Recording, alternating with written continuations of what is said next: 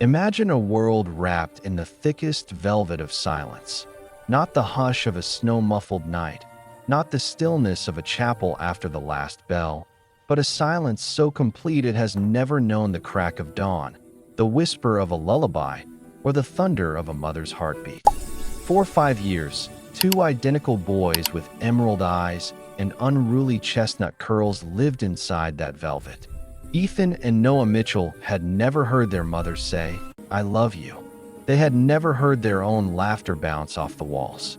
They had never heard the wind sigh through the maples lining their Boston street. Absolute, congenital, irreversible deafness.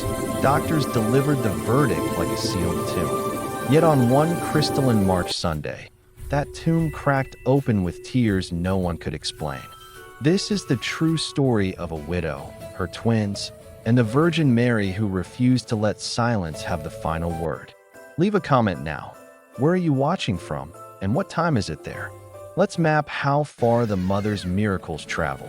Sarah Mitchell was 32, a pediatric nurse who could start in 4 in the dark, but still flinched at the memory of her husband's casket lowering into Massachusetts clay. James had been gone 3 years, killed instantly when a drunk driver crossed the median on I-93. The accident report said catastrophic deceleration. Sarah's heart translated it as catastrophic emptiness.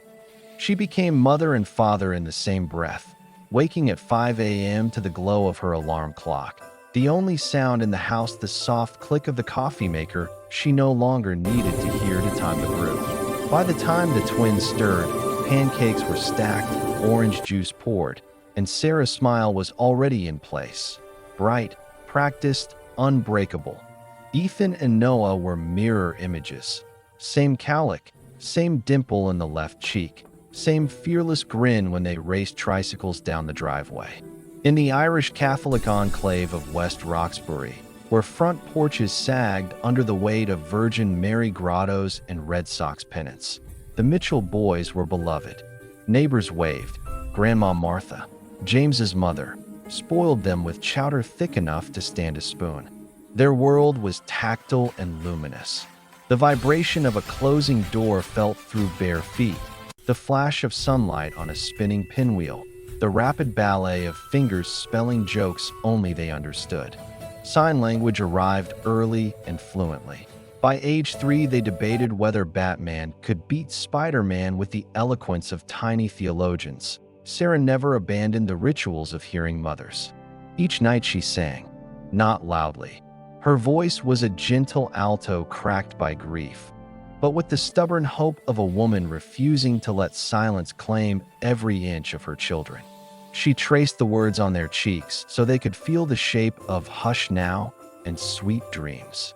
She sang Ave Maria because her own mother had, because the melody lived in her bones, because even if the boys' ears were sealed, their souls might still be porous to grace. In the dim glow of a nightlight shaped like the Star of Bethlehem, she watched their eyelids flutter and wondered if heaven kept a different frequency. Sunday, March 12th, dawned sharp and cold, the kind of New England morning that turns breath into incense. Sarah bundled the boys into their navy peacoats, hand-me-downs from James, and drove to Grandma Martha's for oatmeal cookies and catechism homework. On the return trip, she veered from the usual route, drawn by nothing more mystical than a craving for fresh sourdough. The side streets of Jamaica Plain unfolded like a rosary of brick row houses and budding dogwoods. She hummed along to a silent radio, fingers tapping the wheel in muscle memory. Then the car shuddered. In the rearview mirror, she saw Ethan pounding the window, Noah pointing with urgent jabs. Their signs flew. Stop. Statue. Now. Sarah's nurse instincts flared. Danger? Seizure? But the boys were already fumbling with seatbelt buckles. She eased the sedan to the curb in front of St. Bridget's, a granite Gothic relic built in 1892 by Irish immigrants who fled the famine with little more than faith and calloused hands. Its bell tower had been silent since a lightning strike in 1973, yet the church endured, a stubborn sentinel against secular drift. The boys spilled out before Sarah could circle the car. Their sneakers slapped the sidewalk in perfect unison, a sprint she had never seen them attempt without looking back to be sure Mom followed. She called their names, uselessly, and chased the flash of their coats through the wrought iron gate into the church garden. There, beneath a skeletal magnolia, stood the statue, Our Lady of Grace, carved in 1920s Italy, shipped across the Atlantic in the hold of a steamer, and installed the year Al Smith ran for president. Time had softened her edges. Acid rain had freckled her mantle. Yet the serene tilt of her head, the outstretched palms, the faint smile that had comforted generations of factory workers and war widows remained undimmed. Ethan reached the low stone pedestal first. He placed his small hand against the cool base as though greeting an old friend. Noah mirrored him, palm to stone, eyes lifted to the carved face. Sarah arrived breathless, questions tumbling inside. What is it? Are you hurt? But the boys were statues themselves, transfixed. A crow cawed overhead. A bus hissed at the corner.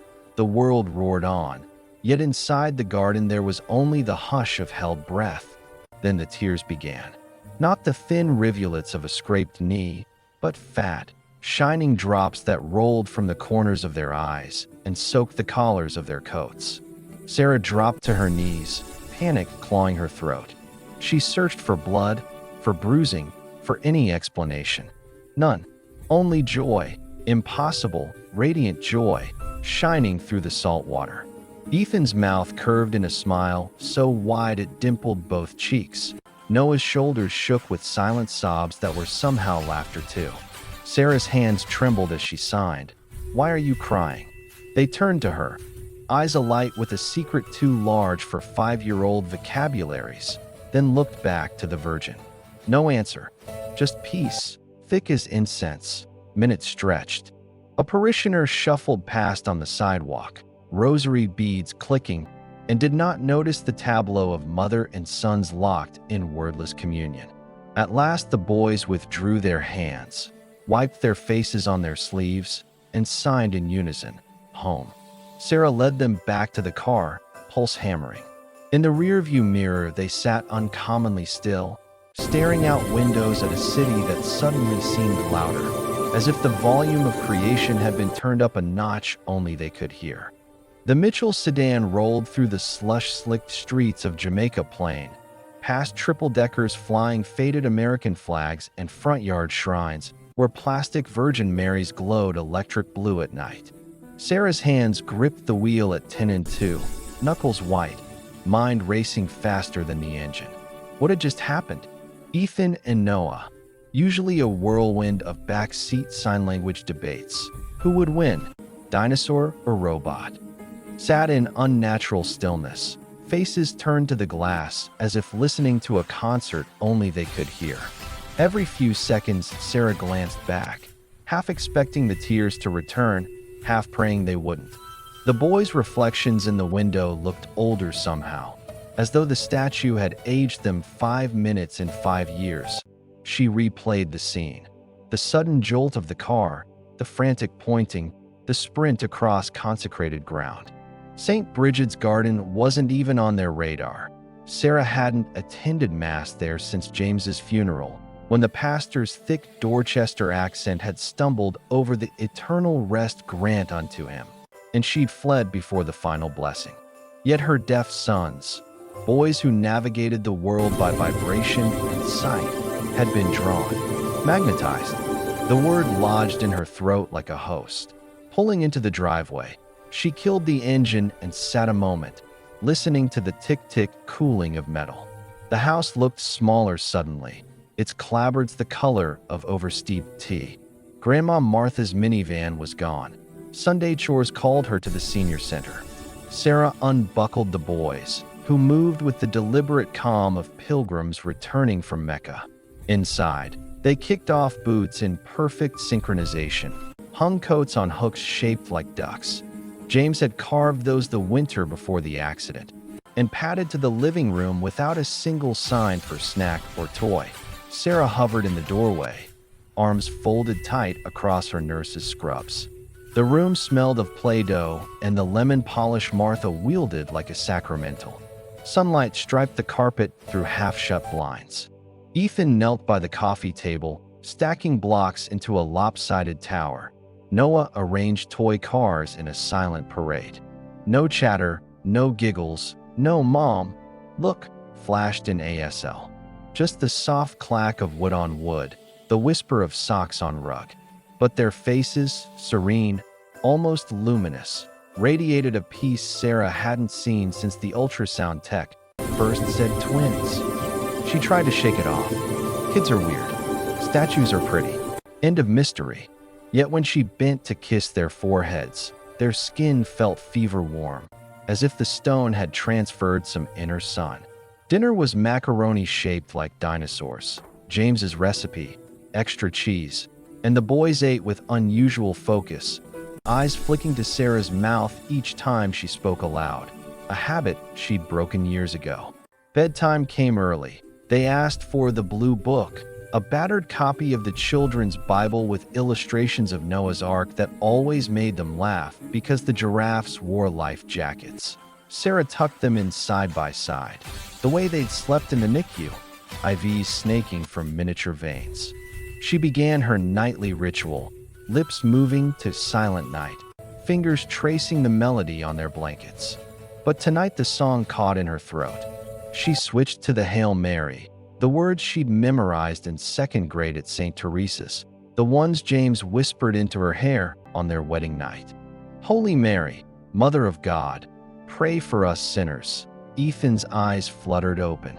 He watched her mouth with unnerving intensity, then reached up and touched her lips.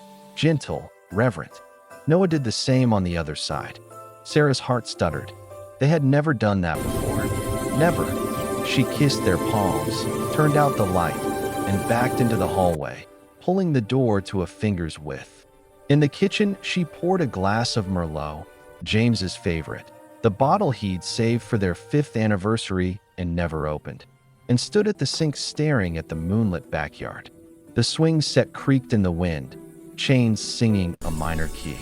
She thought of Lourdes, 1858, Bernadette Subaru, 14, illiterate, digging in the mud at a grotto because a beautiful lady in white asked her to. The spring that bubbled up still cured thousands, though the church approved only 70 miracles.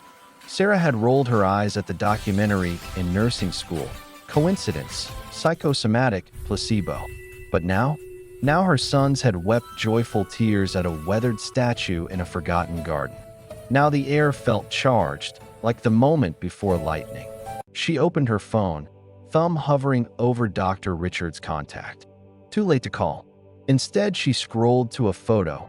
James at Fenway, arms around 5-year-old Sarah, both of them laughing at something off camera.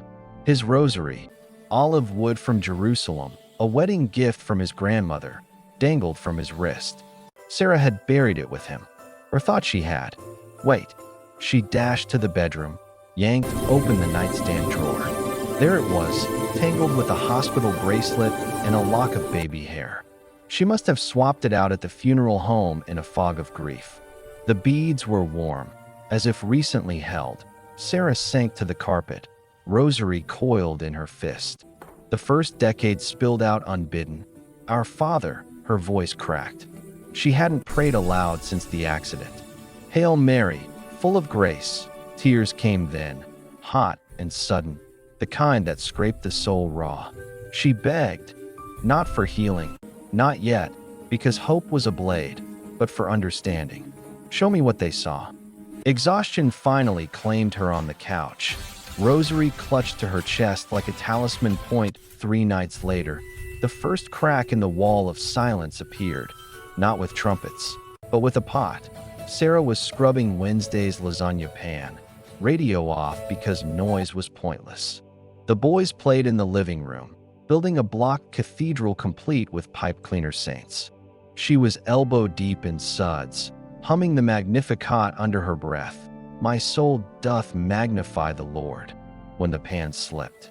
It hit the tile with a clang that ricocheted off every surface, loud enough to rattle the spice rack. Sarah winced, muttered, "Shoot," and bent to retrieve it. Straightening, she froze.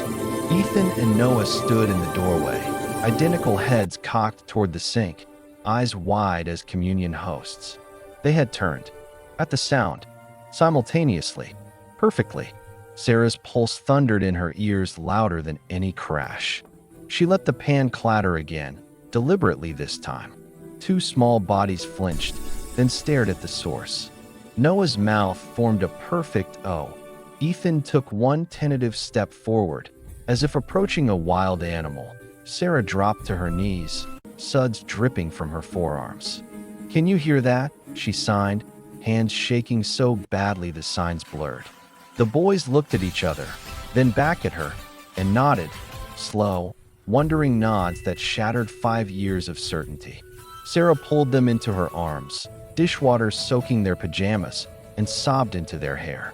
The kitchen smelled of garlic and lemon soap and impossible grace. That night, she called Grandma Martha from the bathroom, door locked, whispering like a teenager past curfew. "Mom!" They heard the pot. Both of them, at the same time. Silence on the line. Then Martha's voice, thick with tears. "Sarah, honey, you know that's not. I know what I know isn't possible. But I saw it." Martha promised to light a candle at Morning, Massachusetts. Sarah hung up and stared at her reflection. Eyes swollen, cheeks blotched, and saw not a nurse, not a widow, but a woman standing on the edge of something vast. Hope, buried since the cemetery soil hit James's coffin, stirred like a seed under spring rain. She didn't dare name it yet, but in the dark, with the rosary pressed to her lips, she whispered the words she hadn't spoken since childhood. "Hail, Holy Queen, Mother of Mercy, pray for us." The next 7 days unfolded like the slow turning of rosary beads, each one heavier than the last. Sarah kept a notebook, her nurse's habit of charting vitals, scribbling every flicker of anomaly. Tuesday, doorbell rings, UPS. Noah pauses mid-crayon stroke, head tilts toward hallway. Ethan doesn't notice, he's facing window. Wednesday, neighbor's leaf blower. Both boys freeze during tag, look toward fence. Thursday, Sarah drops phone on hardwood. Simultaneous flinch. She underlined the word simultaneous 3 times, as if ink could force the impossible into medical fact. AT school. Mrs. Anderson's classroom smelled of paste and dry erase markers. The teacher, a veteran of 30 years with a voice like warm honey, had taught generations of deaf children to read lips they'd never hear. She greeted Sarah in the corridor, pulling her into the supply closet for privacy amid stacks of construction paper. "They're different," she began, choosing words the way a surgeon chooses scalpels. "Yesterday, Timmy knocked over the block bin, crash. Every hearing child jumped. But Ethan and Noah, they turned. Not at the vibration, the floor's carpeted. They turned toward the sound." Mrs. Anderson's eyes glistened. "I've seen residual hearing, Sarah. This isn't residual. This is resurrection." Sarah's knees buckled. She gripped a shelf of glitter glue. "I'm taking them to Dr. Richards tomorrow." The teacher pressed a small medal into Sarah's palm. St. Jude, patron of impossible causes, edges worn smooth by decades of desperate fingers. "For the boys," she whispered. "And for you." Dr. Richards' office in Boston Children's Hospital overlooked the Charles River, where scullers sliced through March ice. The waiting room smelled of antiseptic and graham crackers. Ethan and Noah sat on the carpet, legs splayed, building a Lego ambulance with sirens they'd never heard. Sarah's pulse thudded in her ears louder than any monitor. When the nurse called their names, the boys stood without looking up. Then Ethan paused, head cocking toward the speaker. Sarah's breath caught. Did he hear his name? Inside the exam room, Dr. Richards, graying, kind-eyed, the man who diagnosed their profound sensorineural deafness at 6 months, listened without interruption as Sarah poured out the story. The statue, the tears, the pot, the leaf blower, the school incident. He adjusted his glasses, the way he did before delivering bad news. Mrs. Mitchell, you know the cochlea in congenital cases like theirs is malformed from birth. Hair cells don't regenerate. It's not like a broken bone. Sarah nodded, throat tight. But, he continued, let's test. He began with the booth, the same soundproof chamber where 5 years of flat audiograms had crushed her hopes. Ethan went first, headphones dwarfing his ears. Dr. Richards started at 250 hertz, the low rumble of a truck. Nothing. 500 hertz, piano middle C. Nothing. Sarah's heart sank. Then 1000 hertz, the frequency of a woman's speaking voice. A blip, tiny, barely above noise floor. Dr. Richards froze the screen, zoomed in. Another tone, another blip. He switched to Noah. Same pattern. Faint, flickering responses climbing the audiogram like the first green shoots after nuclear winter. He removed the headphones, hands trembling. This shouldn't be happening. Sarah's voice cracked, but it is. Dr. Richards ran otoacoustic emissions, tests that measure the ear's own echo. In healthy infants, they're robust. In the profoundly deaf, absent. Ethan's trace showed a whisper of activity. Noah's, the same. Spontaneous, something, the doctor muttered. I need to consult ENT, neurology, genetics. This defies 30 years of textbooks. Sarah left the hospital in a daze, boys clutching new stickers shaped like otoscopes. In the parking garage, she buckled them in, then sat behind the wheel and wept. Ugly, snotty sobs that fogged the windshield. Ethan reached forward, patted her shoulder. Noah copied. Their small hand said, "Mommy, okay?" In sign. She nodded, wiped her face on her sleeve, and drove home through tunnels of salt-streaked concrete. That night, after tucking them in, Sarah locked the bathroom door and called Grandma Martha again. Mom, the audiogram. It's not flat anymore. There are responses. Martha gasped, then launched into the Gloria. Glory to God in the highest, Sarah joined, voices overlapping through the phone line. A duet of disbelief and doxology. When they hung up, Sarah stared at her reflection. The woman in the mirror looked like a stranger, eyes bright with something dangerous. Hope. She opened the drawer, pulled out James's rosary. The olive wood beads were warm, as if recently prayed. She sank to the tile, knees cracking, and began the sorrowful mysteries. First, the agony in the garden. She pictured Jesus sweating blood, begging, "Let this cup pass." She understood. Hope was a cup too, brimming, scalding. Second, the scourging. She thought of her own lashes, widowhood, deafness, the daily crucifixion of signing, "I love you," into silence. Third, the crowning with thorns. The what-ifs pierced. What if it stops? What if it's temporary? What if I hope and lose again? By the 5th decade, tears soaked the beads. She whispered into the steam-fogged mirror. If it was you, if it really was you at that statue, thank you. But please, please let it continue. I can't bear to hope and lose again. Then, softer, thy will be done. The words tasted like surrender and gasoline. Outside, snow began to fall. Fat, silent flakes that muffled the world. Sarah watched from the window, rosary coiled around her wrist like a lifeline. In the boys' room, she could see the glow of their nightlight, the Star of Bethlehem casting golden halos on their sleeping faces. She thought of the visitation, Mary hurrying to Elizabeth, the unborn John leaping in the womb at the sound of her greeting. Blessed is the fruit of thy womb. Sarah pressed her palm to the cold glass. And blessed are my boys, if this is real. The next morning, she woke to the smell of coffee and something else. A sound, soft, tentative, coming from the kitchen. She bolted upright. Noah stood at the counter, reaching for the cereal box. It slipped, hit the floor with a thud. He froze, head whipping toward the noise, then looked up at Sarah with eyes wide as communion wafers. Ethan appeared in the doorway, rubbing sleep from his eyes, and pointed at the box. Loud. He signed. The sign new, invented on the spot. hand cupped to ear, then exploded outward. Sarah dropped to her knees, cereal crunching underfoot. You heard it.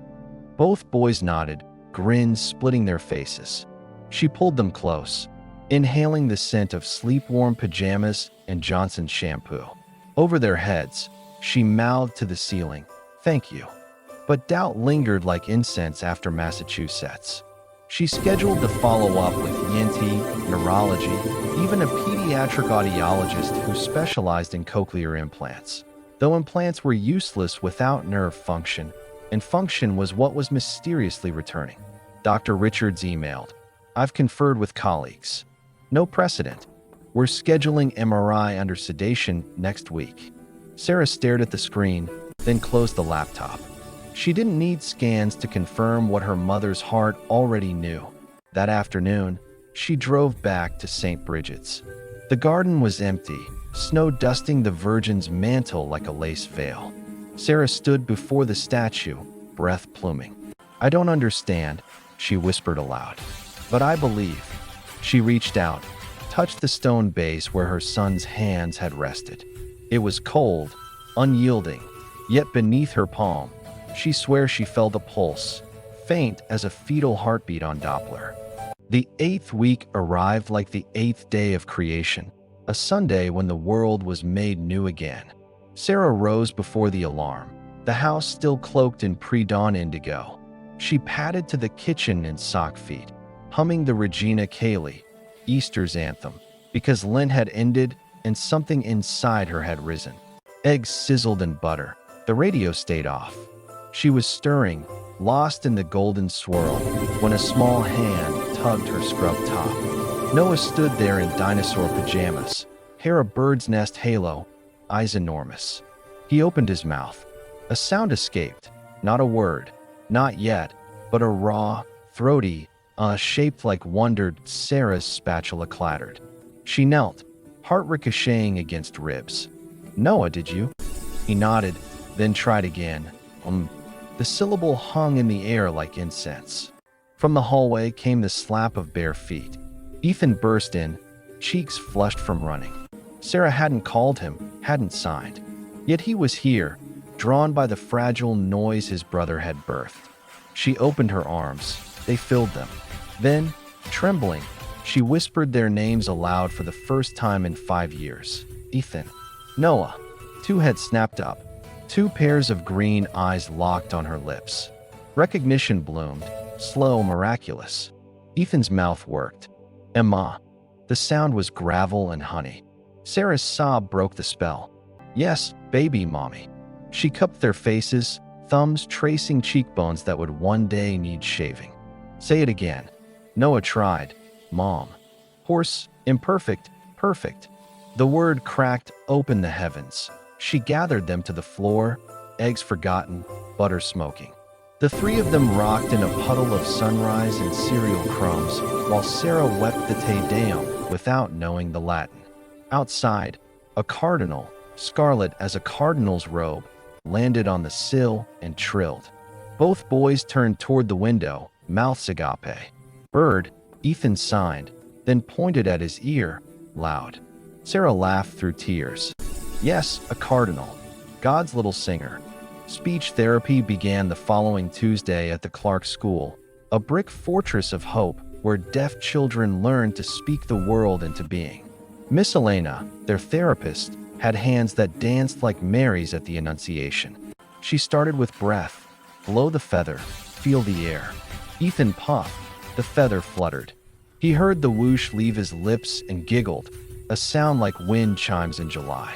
Noah mirrored, then added FFF, the start of feather. By week 3 they had mama, milk, more. By week 6, I love you. Slurred, but unmistakable. Every new sound was a relic. Sarah recorded them on her phone. The day Ethan said dog, when the neighbor's golden retriever barked.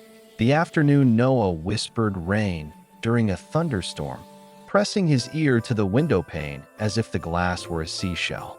She played the clips at night, volume low, marveling at the timbre of her children's voices, higher than she'd imagined, threaded with Boston vowels inherited from James, Dr.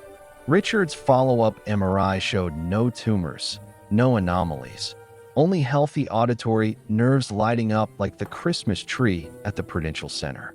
Spontaneous bilateral recovery, he wrote, then crossed it out and wrote, unexplained. In the margin he added, refer to Vatican Medical Commission? Sarah smiled when she read it. She had her own commission, 2 5-year-olds who now begged for story at bedtime and fell asleep to the cadence of her voice reading Good Night Moon. Nights became sacred symphonies. Sarah sang the old lullabies, Skiddamarink, Edelweiss, the Salve Regina in Gregorian chant, and the boys tried to follow. Their voices clashed like cymbals in untrained hands, but the harmony was grace itself. One evening Ethan stopped mid-dash, twinkle, twinkle, cocked his head, and asked aloud, "Mommy, what's that noise?" Sarah listened. The refrigerator hummed. "That's the fridge keeping your juice cold." He repeated fidge with solemn wonder, as if naming a constellation. 3 months to the day after the statue, Sarah loaded the boys into the car with a bouquet of white roses, Mary's flower, and drove back to St. Bridget's. The garden had burst into spring, lilacs heavy with perfume, tulips the red of sacred hearts. The Virgin stood as before, but the acid freckles seemed softer, her smile wider. Sarah lifted the boys so their feet dangled above the pedestal. Together they laid the roses at the base. Ethan touched the stone, then spoke, clear, deliberate. "Thank you, Mary." Noah echoed, "Thank you."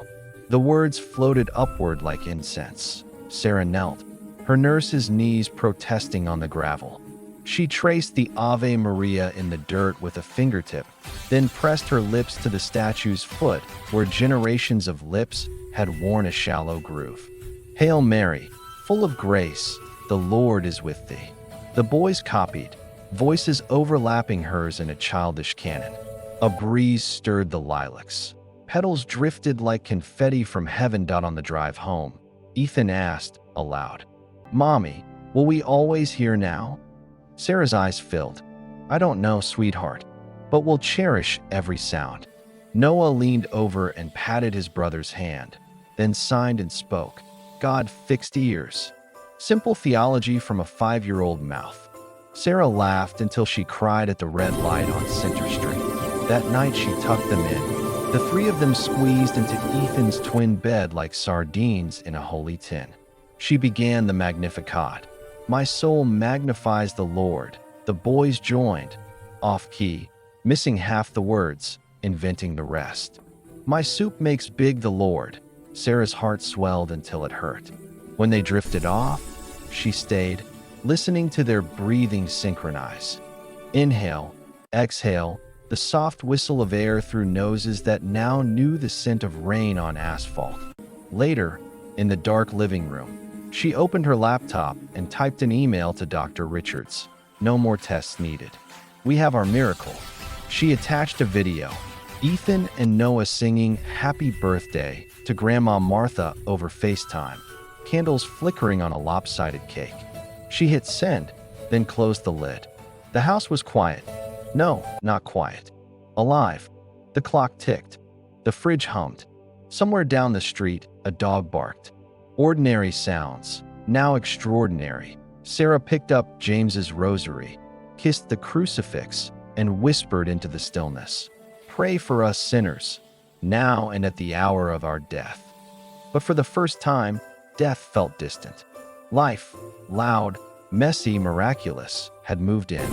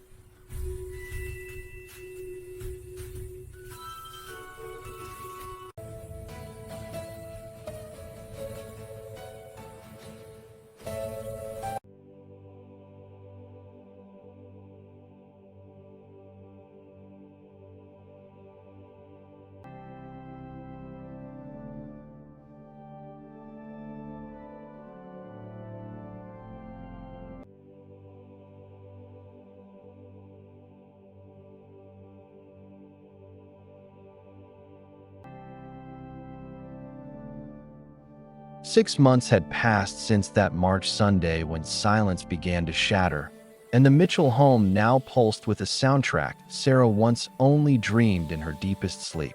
Mornings exploded with mommy, pancakes, Ethan's voice still husky, Noah's a touch higher, both laced with the unmistakable lilt of Boston's working-class parishes.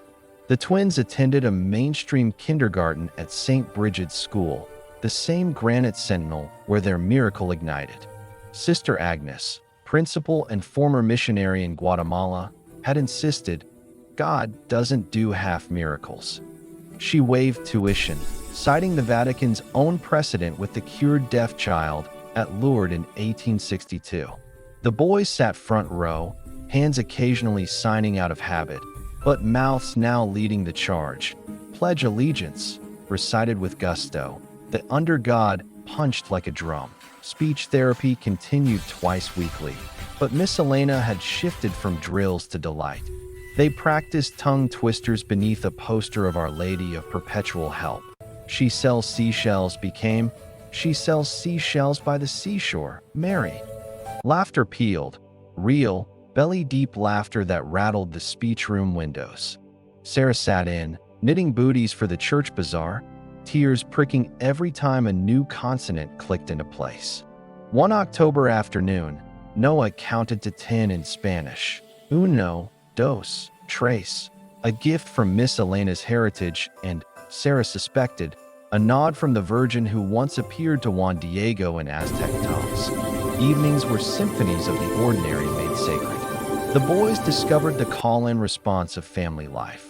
The doorbell's ding-dong prompting a race to the door, the sizzle of bacon summoning them from cartoons, Sarah's off-key, Ave Maria, at bath time drawing them like the Pied Piper. Bedtime stories evolved into duets. Sarah read The Velveteen Rabbit. Ethan interrupted with, What's real sound like? She demonstrated by kissing his forehead, smack, and he giggled, repeating the noise into his pillow. Noah's favorite was the Annunciation. The angel Gabriel was sent. He'd cup his hands around his mouth and whisper shout, Hail Mary, then collapse in hysterics when Sarah bowed dramatically. Doctors still scratched heads. The final report from Boston Children's read like a theological abstract. Bilateral sensorineural function restored to 70 to 80 dB across speech frequencies. No cochlear microphonics on initial testing. Current OAEs robust. Etiology unknown. A footnote referenced the 2004 healing of Marie Bailey at Lourdes. Tuberculous peritonitis, verified by the Medical Bureau. Then added, pending review. Dr. Richards mailed Sarah a copy with a post-it. I believe now. Miracles don't need my signature. Sarah framed the audiogram beside James's photo on the mantel. Beneath it she hung the white roses from their pilgrimage, pressed flat and golden in a shadow box. Grandma Martha added a tiny plaque. Exaudivit Dominus, he has heard. Neighbors left casseroles and prayer cards. The local paper ran a front-page story titled, Deaf Twins Hear Mother's Voice After Virgin Mary Tears. Sarah declined interviews. Let the mystery stay mysterious, but allowed one photo. The three of them before the statue, boys' mouths open mid-thank you. One crisp September night, the family squeezed into Ethan's bed for a sleepover camp, flashlights under chins casting goblin shadows. Sarah began the Magnificat, voice soft as candle wax. The boys joined, mangling Latin into hilarity. Magnificat anima mea domino. Big soul, make Lord big. When giggles subsided, Noah asked, Mommy, why did Mary cry happy at the statue? Sarah paused, searching for words a 5-year-old soul could hold. Because she saw how much you wanted to hear love. And love always finds a way. Ethan yawned. Like Jesus in the tomb, boom. Rock rolls. Sarah kissed their foreheads. Exactly like that. The hallway light slipped through the cracked door, painting a cross on the carpet. Sarah listened to their breathing even out, then whispered into the dark. Sometimes God answers prayers we never dared to speak. Sometimes the miracle starts with tears we don't understand, and ends with voices we never thought we'd hear. She thought of Boston's North End, where the fisherman's feast still carried the Madonna through streets fragrant with sausage and incense. Of the shrine at Carey Hill where Italian grandmothers left crutches no longer needed. Of the countless impossibles verified by the church's rigorous lens. Modern medicine called it spontaneous recovery. Sarah called it unmerited grace. The Vatican, should they investigate, would demand 7 years of stability. Sarah needed only 7 seconds of "I love you, Mommy" to know the cause was closed. Before dawn, she slipped downstairs and opened her laptop. The competitor's video had millions of views. Hers would be quieter, truer. She titled it simply, "The Day Silence Ended." In the description she wrote, "If this story stirs your heart, join our prayer community for the Virgin Mary. Click below to subscribe and turn on notifications. Share with someone who needs hope renewed.